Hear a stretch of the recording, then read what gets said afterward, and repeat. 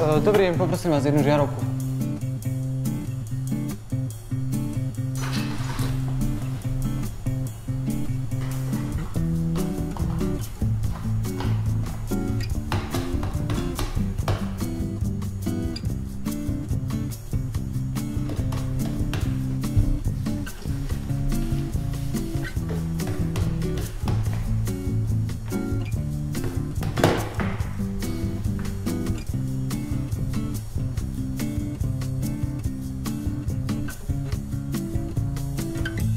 Prepáčte, pane, ale tá suma má 40 miesta.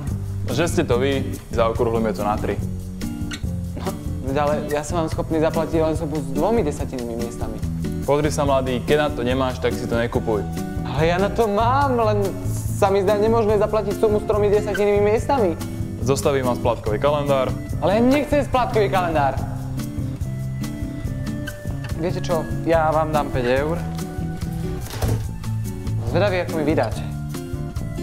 No, nemám tu teraz drobné, ale za 5 eur. Za 5 eur vám viem dať.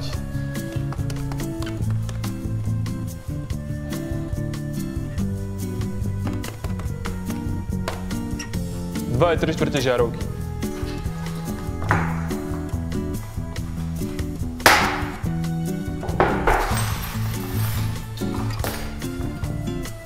Páči sa. Toto je vaše. Viete čo, drobné si nechajte.